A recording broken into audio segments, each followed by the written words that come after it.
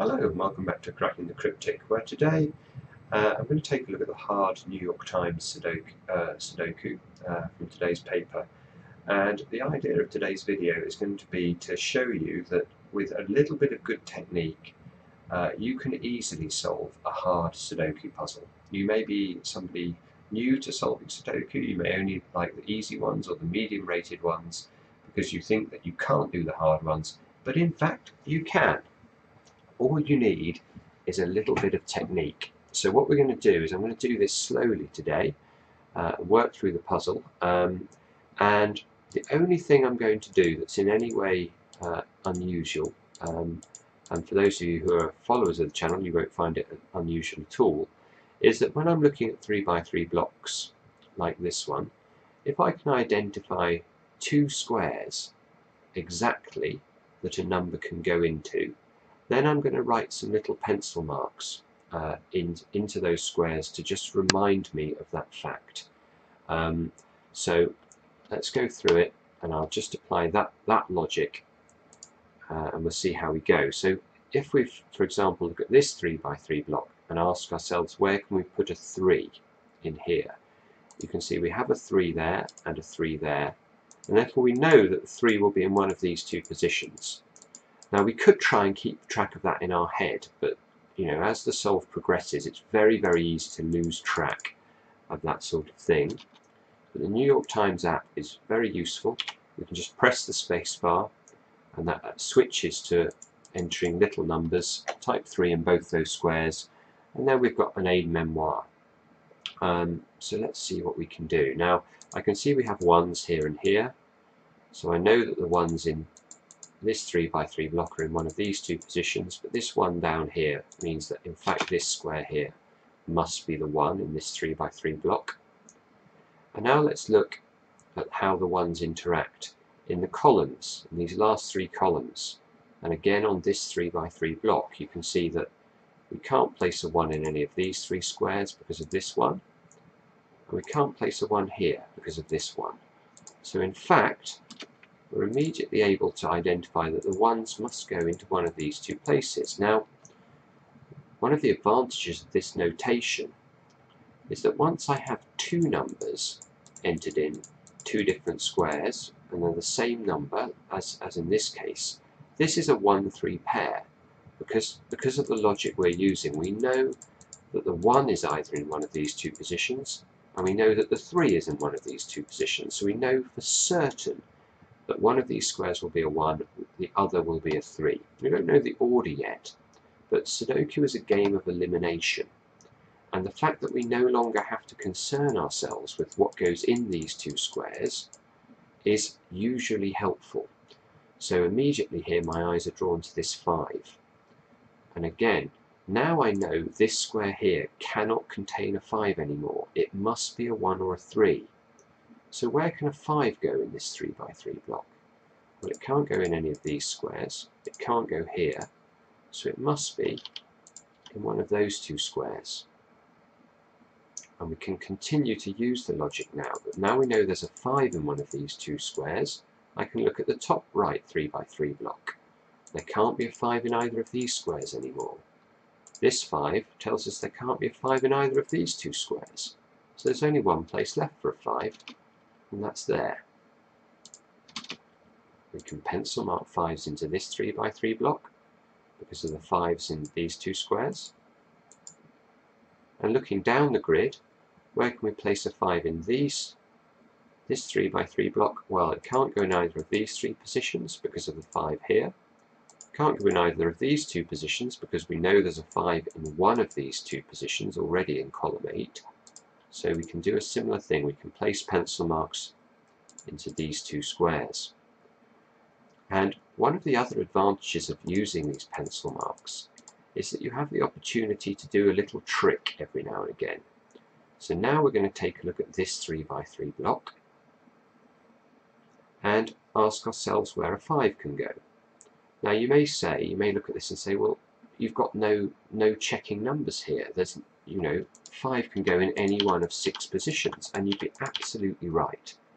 But actually, the fact that the 5 cannot go in any of these 3 positions is helpful because we can combine the positions of the 5s in this 3x3 block with the positions of the 5 in this 3x3 block, because we know the 5 in this 3x3 block is also going to be forced to be in either column 4 or column 6.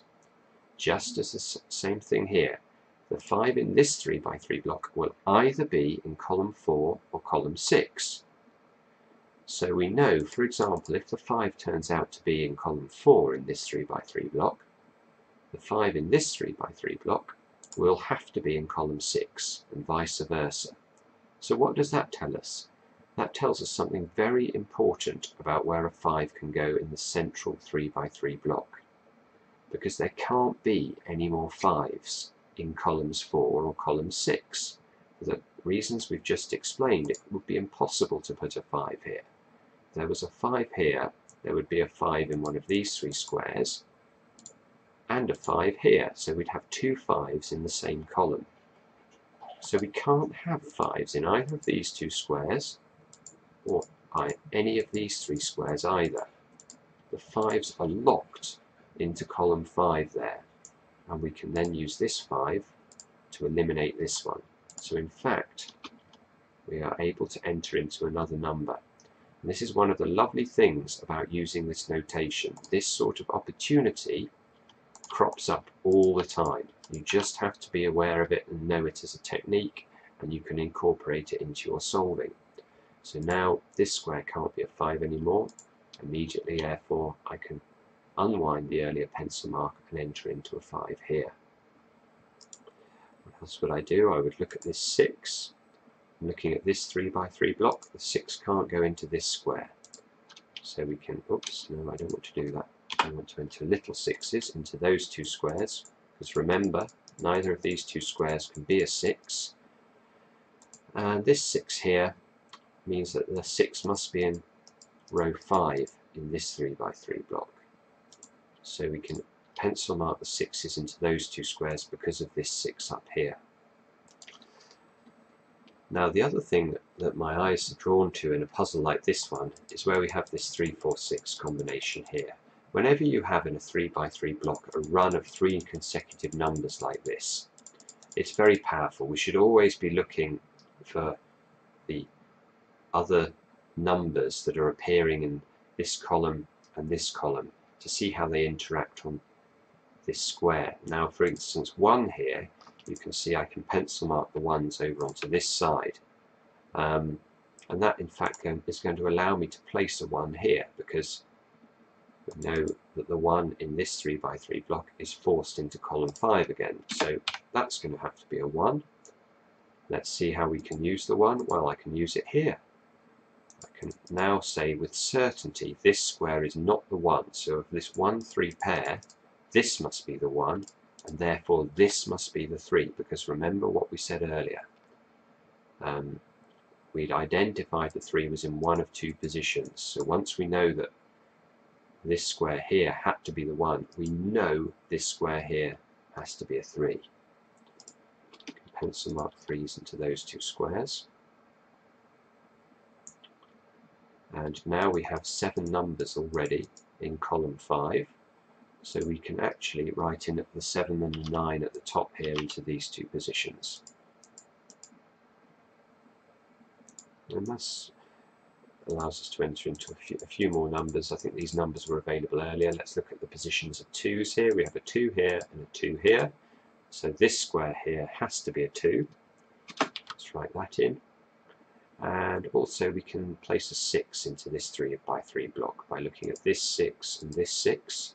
So we're forcing the 6 into one of these 3 squares, and you can see the only one of those it can go into is this one, because of the 6 here and the 6 here. And then if we look at this block, which is becoming more complete, look at that. We have a 3 and a 7 in column 3. We have not managed to place a 3 or a 7 in this block yet. And we now know that the 3 and the 7 cannot be in either of these 2 squares. So they must form a pair in these 2 squares. Now if these 2 squares are the 3 and the 7 in some order, these two squares are going to have to be 4 and 8 in some order. So let's also make a note of that.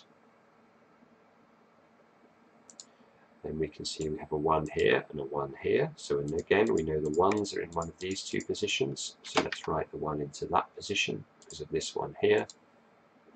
And we can pencil mark 1s down at the bottom there as a result of these two already having 1s there. And you should just keep using your pencil marks. So now let's have a look at the let's look at 5. So we have a 5 here and a 5 here. So one of these two squares has got to be a 5. And that gives us a 1-5 pair now in this 3 by 3 block. So again, we know these two squares have to be the numbers 1 and 5 in some combination. And look at this 9. Well, now the 9 is forced to be in one of these two squares because it can no longer be in one of these two squares. So again, 9's into these two squares. Now the 9's in this 3 by 3 block can't be here or here, can't be here or here. So let's place them into those two squares. And in fact, if we look carefully, we've now completed column 3 in the sense that we've identified the positions of all the numbers. So we know we're still missing a 6 from column 3, and we know it can't be here, here, here, here, here, here, or here. So we know it's in one of these two squares. But looking at our earlier pencil marks, we'd identified the 6 could only go in this position or this position. It couldn't go here because of these pencil marks that we identified earlier. So this must now be the 6. Let's fill that in. The moment we do that, we can write the 9 in because of our earlier pencil marks as well. And now we get a lovely 9-3 double in the central 3 by 3 block because of the 9's here and here. And we can also pencil mark 6's look over on the side of the grid as a result of this 6, and this 6. I apologise, I know some of you who've been following the channel for a while and who are very experienced Sudoku solvers will find that I'm going slower today, but we have had a few comments recently that say, you know, I find it hard to follow the logic because I'm sort of flying around the grid at 1,000,000 miles an hour, and that's my fault. It's because that's, you know, I've solved these things for a long time, and over time you do get very practiced at them, and things are second nature to me that won't be second nature to people who are new to Sudoku. So today I'm going to go much more slowly, as you're noticing, and make sure that I'm explaining properly what's going on. So now let's have a look at row 5. We need to place the numbers 2 and 7 into these two positions. We have a 2 here. So 2 and 7 must be in this order. That allows us to unwind the earlier pencil marks with the 7 and the 3 here. Now, if we look at the 3's, we have a 3 and a 3 here. So we know the 3 is in one of these three positions in this bottom 3 by 3 block. But we also have a 3 here and here. So this is going to have to be the 3, this square, and we can therefore write the 6 in 2. And always try and keep track of your pencil marks, so don't use the opportunity to make them. Whenever you get a new number, try and make sure you enter all the pencil marks that you can that are associated with that number. So now these two squares have to be 4 and 8. So again, let's make sure we write that in, 4 and 8. Therefore this square is a 4 or an 8. Now we have to be a bit careful here. I'm not going to pencil mark this as 4 or 8 because that's going to get confusing. Remember what we're saying when we write a pencil mark into a block.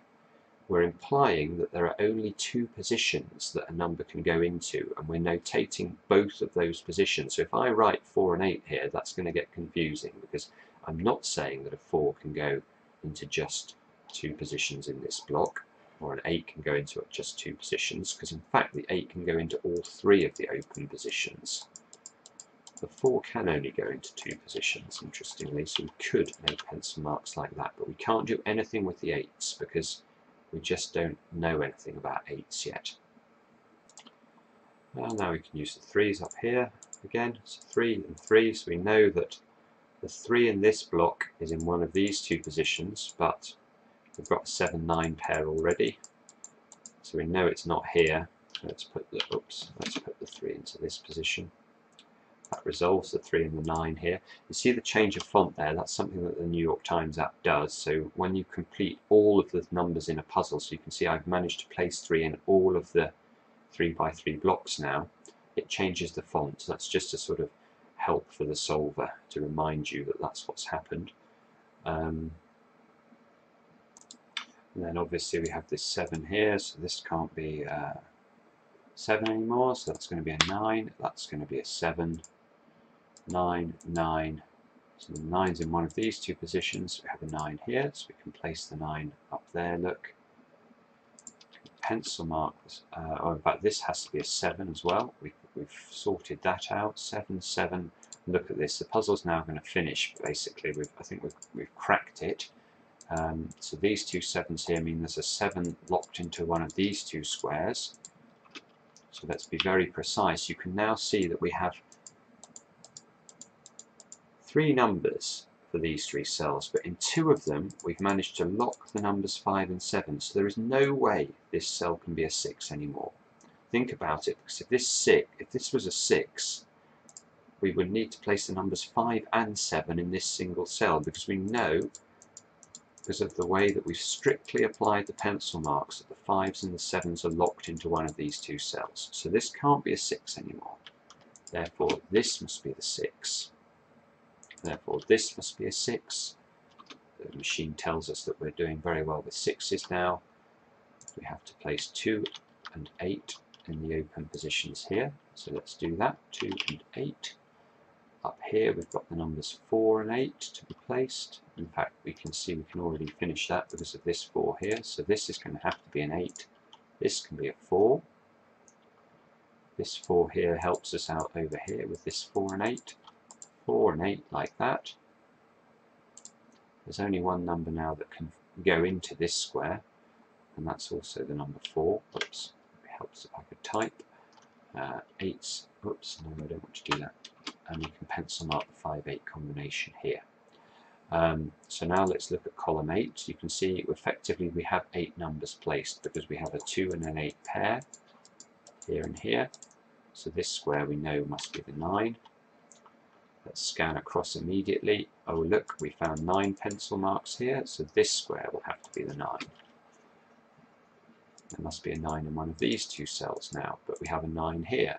So this square must be a 9. Oh, and we've done the 9s too. So looking down the left-hand side of this 3x3 block, you can see we need the numbers 2, 4 and 8. So, oh dear, let's see, 2 into those 2, 4's into those 2. Still can't tell anything about the 8's because we have no information about 8's over on the left-hand side. So we're going to have to come back to that in due course. But we're nearly there now. This 4 here forces a 4 into this position, because we haven't yet placed a 4 in the central block. That means that these 2 squares are going to have to be 2 and 7. Well, we have a 7 here, so this one will have to be 7. This one will have to be 2. You can see that's going to unwind everything now over here. So that's going to be 2. That's going to be 8. That means this is going to have to be 8, and this is going to have to be 4. Apologies for my bad typing, which continues. Now we have a 4 and a 4. This is going to be the 4 here. This can only be an 8 now to complete column 2 of the grid. Let's put that in.